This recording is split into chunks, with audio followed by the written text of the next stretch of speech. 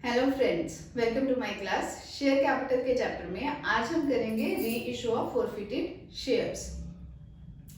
जो company shares forfeit करती है उसे या तो पूरे के पूरे शेयर्स को वो री इशू कर देती है या उनमें से कुछ शेयर्स को ही री इशू किया जाता है। आज की वीडियो में हम करेंगे जब कंपनी फोरफिटेड शेयर्स में से कुछ शेयर्स को ही री इशू करती है तब हम जर्नल्स कैसे पास ऑन करते हैं। ये करते हैं थ्रू अ क्वेश्चन। तो सबसे पहले आप क्वेश्चन गो थ्रू कीजिए। अब जैसे हमें क्वेश्चन कहता है ए limited forfeited 600 equity share of ₹10 each issued at a premium of 20% to Ram who has applied for 720 equity shares for the non-payment of allotment money of 5 and first and final call of ₹5. Out of this 200 equity shares were issued to Shyam credited as fully paid for 9 per equity share और company के terms है कि excess application money को वो adjust करेंगे against calls. ठीक है, तो अब जो है 600 शेयर्स जो हैं अलॉट हुए हैं अगेंस्ट अप्लाइड कितने हैं 720 शेयर्स। ठीक है, अब एप्लीकेशन मनी कितनी है? एप्लीकेशन मनी है ₹2 की। अलॉटमेंट की कितने कहते हैं वो ₹5 है। दैट मीन्स 3 + 2 ₹2 प्रीमियम के और ₹3 अलॉटमेंट के। देन ₹5 है आपके फर्स्ट एंड फाइनल कॉल के। ठीक है, अब एंट्री कैसे पास ऑन करेंगे हम? सबसे पहले हमारी फोरफीचर की एंट्री पास ऑन होगी। उसके लिए हमें देखना पड़ेगा कि जो एक्सेस में एप्लीकेशन मनी उसने पे ऑफ की हुई है वो कितनी है। एक्सेस एप्लीकेशन मनी पेड कैसे निकालेंगे? हम 720 इंटू 2 करके उसने दी होगी। ठीक है, देने कितनी चाहिए थी? 600 इंटू 2 दैट मीन्स ₹1200 उसे देने चाहिए थे। उसने दिए ₹1440 अगेंस्ट 720 शेयर्स। तो उसे ₹240 जो है वो एक्सेस पे किया हुआ है। इस एक्सेस को हम एडजस्ट करेंगे टूवर्ड्स अलॉटमेंट। ठीक है, ये तो हमारे प्रोडक्ट अलॉटमेंट का ही केस है। अब अलॉटमेंट की मनी कितनी ड्यू है उसकी? अलॉटमेंट ड्यू ऑन 600 शेयर्स, जितने अलॉटेड शेयर्स हैं उस पर ही अलॉटमेंट मनी ड्यू होगी। कितनी होगी? 600 इंटू 5 करके 3000 लेस कर देंगे एक्सेस, मतलब जो उसने ₹240 एक्सेस में दे रखे हैं वो हम लेस कर देंगे और ये 2760 आएंगे नॉट पेड। क्लियर है ये चीज? ये तो हमने प्रोराटा में सारा सीखा हुआ है। हमने देख लिया कि अब उसने कितना हमारे को अलॉटमेंट पे, कंपनी को अलॉटमेंट पे कितना पैसा नहीं दिया हुआ। अब फोरफीचर की एंट्री डालते हैं। क्या डालेंगे हमारे फोरफीचर की entry?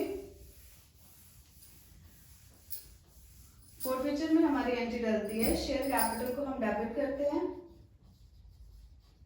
Share capital account debited, क्योंकि इसने प्रीमियम भी नहीं दिया हुआ इसलिए हम सिक्योरिटी प्रीमियम रिजर्व को भी डेबिट करेंगे। ठीक है, to share forfeiture account. Forfeiture में हम वो डालेंगे जो उसने पे ऑफ किया हुआ है। To share allotment account, to share first and final call. ये आएगा अलॉटमेंट और फर्स्ट एंड फाइनल कॉल में वो अमाउंट लिखेंगे जो उसने पे ऑफ नहीं किया। ठीक है, अब शेयर कैपिटल में कितना आएगा? 600 इंटू ₹10 के हिसाब से हम लेंगे। ठीक है, क्योंकि कंपनी ने सारे ही कॉल अप किए हुए हैं। 6000 प्रीमियम कितने का है? ₹2 का प्रीमियम है। 1200 इसका आ जाएगा। शेयर अलॉटमेंट में कितना नहीं पे किया हुआ? 2760, ये अभी हमने निकाला है। फर्स्ट एंड फाइनल कॉल कितने की है? ₹5 की। 3000 का ये आ जाएगा। और शेयर फोरफीचर में कितना आता है? जितना उसने पे ऑफ कर दिया हुआ है। कितना पे ऑफ किया उसने? 720 पे ₹2 के हिसाब से ₹1440 उसने पे ऑफ कर रखे हैं। ठीक है, तो शेयर फोरफीचर में हम लिख देंगे 1440। क्लियर है ये चीज? अब नेक्स्ट हमने क्या किया है? री इशू किया है। कंपनी ने इन शेयर्स को री इशू किया है। री इशू की एंट्री कैसे डालेंगे हम? री इशू किया है उसने 9 पर इक्विटी शेयर पर। दैट मीन्स कंपनी ने उसे डिस्काउंट पे री इशू किया, तो एंट्री क्या डलेगी हमारी, bank account debited, share forfeiture account, जितने का डिस्काउंट होता है वो हम किसके अगेंस्ट करते हैं, फॉरफीचर अकाउंट की। फॉरफीचर को हम डेबिट करेंगे टू शेयर कैपिटल, ठीक है। अब कितने शेयर्स को वो रीइश्यू कर रही है, that is 200 equity shares, 200 equity shares. और ये कहते हैं फुल्ली पेड है, फुल्ली पेड मतलब इंटू 10 करेंगे हम, तो ये आएगा हमारा 2000 शेयर कैपिटल में।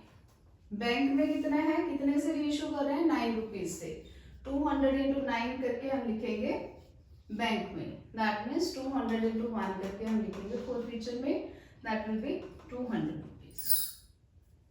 क्लियर है, ये तो सिंपल है आपकी, कि जितना पहले हमने फॉरफिट किया फिर हमने रीइश्यू किया। अब जो लास्ट एंट्री है, लास्ट एंट्री हमारी क्या होती है कि हम ये जो फॉरफीचर के अमाउंट स्टैंड बाय करता है इसे हम कैपिटल रिजर्व में ट्रांसफर करते हैं। तो कैसे करेंगे, शेयर फॉरफीचर अकाउंट डेबिट करेंगे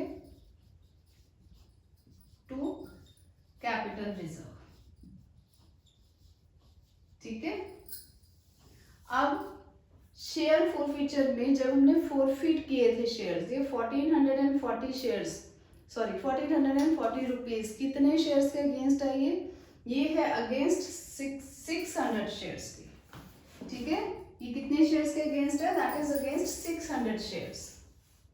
इस चीज को थोड़ा ध्यान से समझोगे आप। ये जो 1440 जो अमाउंट है दैट इज अगेंस्ट 600 शेयर्स, ठीक है। बट हमने रीइश्यू कितना का किया है, सिर्फ और सिर्फ 200। तो हम प्रोपोर्शनेट अमाउंट लेंगे कि यहाँ पे जो ये प्रॉफिट हमने शो किया हुआ ये 600 शेयर्स पे है, तो 200 शेयर्स पे कितने का प्रॉफिट होगा वो हमें कैलकुलेट करना पड़ेगा। तो कितना होगा ये, 480 रुपीज का, ठीक है। दैट मीन्स 200 शेयर्स पर अगर हम यहाँ पे देखें शेयर फॉरफीचर में कितना अमाउंट आया 480, और यहाँ पे डेबिट कितने का हुआ है 200 का, तो rest of the amount that is 280 that will be transfer to capital reserve. समझ में आई ये चीज। जब भी आपको सारे के सारे फॉरफिटेड शेयर्स री इशू नहीं किए जाते उस टाइम ये जो कैपिटल प्रॉफिट आपका यहाँ पे शो करते हैं आप शेयर फॉरफिचर में, उसे हम प्रोपोर्शनेट निकालते हैं। तो उसके लिए फॉर्मूला हमारा क्या रहेगा, फॉर्मूला आएगा total forfeited shares amount, total amount of forfeited shares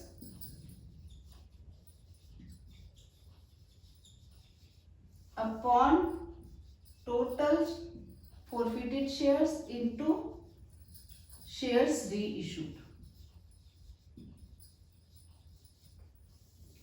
समझ आएगी ये चीज। Total amount of forfeited shares, total कितनी है 1440 upon total forfeited shares, total कितने फॉरफिट किए थे इस केस में 600 into shares reissue, shares reissue हमने किए 200, उस हिसाब से हमने निकाला कि हमारा शेयर फॉरफिचर में कितना अमाउंट क्रेडिट हुआ होगा, दैट कम्स टू ₹480, ठीक है। 200 शेयर्स पे जब हमने फॉरफिट किया था दैट अमाउंटेड टू ₹480, और जब हमने रीइश्यू किया उस टाइम पे डिस्काउंट हमारा आया 200 का, ठीक है। This are on 200 shares. तो अब कितना हमारा फॉरफिचर में 200 शेयर्स के अगेंस्ट कितना अमाउंट बचता है हमारा फॉरफिचर में, that is 280, that will be transfer to the capital reserve. Clear है ये चीज।